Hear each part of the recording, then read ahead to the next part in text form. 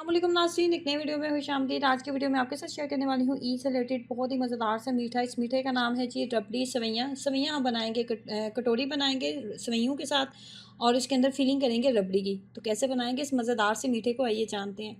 इसको बनाने के लिए सबसे पहले जी हमने तैयार करनी है कटोरी।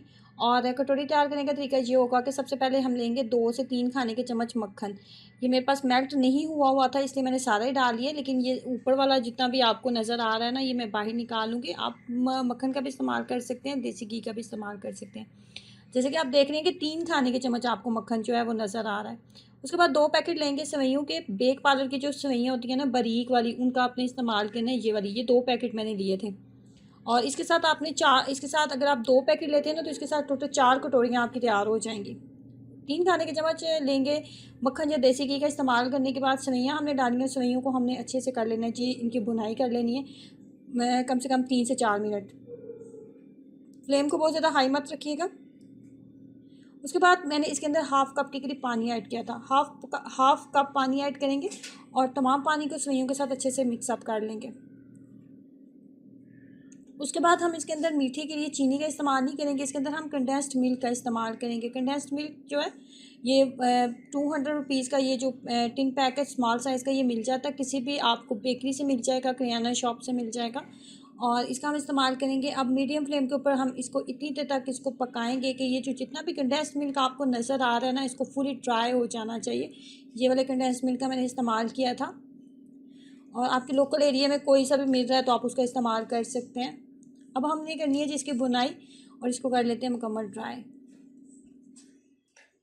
ड्राई होते हुए ये 5 से 7 मिनट लेगा और फाइनली ये कुछ इस तरीके का ड्राई हो जाएगा।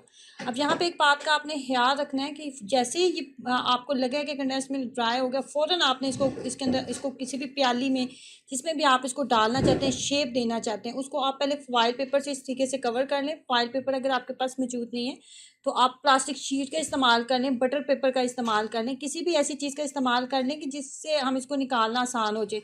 और गरम गरम आपने कटोरियों के अंदर, प्याली के अंदर आपने इसको डाल लेना है, उस शेप के अंदर जिसके अंदर आप इसको डालना चाह रहे हैं।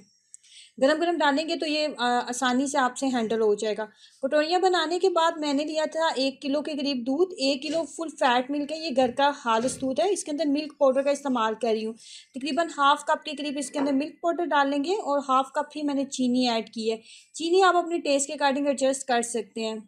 और कटोरियाँ जो मैंने बनाई थी ना, उनको मैंने 2 घंटे के लिए फ्रीज़र में रख दिया था ताकि अच्छे से सेट हो जाएँ। उसके बाद मैंने लिया था हाफ़ कप के करीब दूध, और इसके अंदर 3 बड़े खाने के चम्मच कॉर्नफ्लोर का इस्तेमाल किया है। 3 बड़े खाने के चम्मच कॉर्नफ्लोर डाला है। कॉर्नफ्लोर ऐड करने के बाद इसको अच्छे से कर लेंगे मिक्स अप। जैसे ही दूध के अंदर बबल्स बनने लगेंगे, बॉयल आने लगेगा, तो ये कॉर्नफ्लोर हम दूध के अंदर ऐड कर देंगे।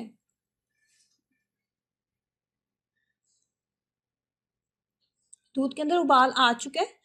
अब मैं इसके अंदर कॉर्नफ्लोर डालती हूँ। एक हाथ से कॉर्नफ्लोर डाल रही हूँ, एक हाथ से चम्मच को मुसलसल चलाती जाऊँगी ताकि कॉर्नफ्लोर जो है दूध के अंदर जाए तो लम्स वगैरह ना बने।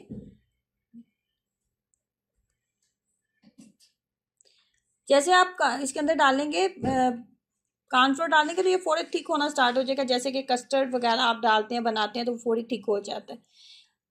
जितना आप थिकनेस इसकी रखना चाहते हैं, रखने के बाद फाइनली ये कुछ इस तरीके का तैयार हो जाएगा। ये जो आपको ब्राउन ब्राउन दूध के अंदर पीसेस नज़र आ रहे हैं ना, ये जो जिस बर्तन के अंदर मैंने सेवइयाँ तैयार की थी उसी बर्तन के अंदर दूध डाल दिया था, तो ये सेवइयों के पीसेस आपको नज़र आ रहे हैं।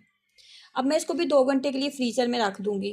2 घंटे के लिए रबड़ी को भी फ्रीज़र में रखा था, और ये सेवइयाँ जो हमने कटोरी बनाई थी वो भी हमने फ्रीज़र में रख दिया। 2 घंटे गुजर चुके हैं। अब मैंने इनको बाहर निकाल लिया है।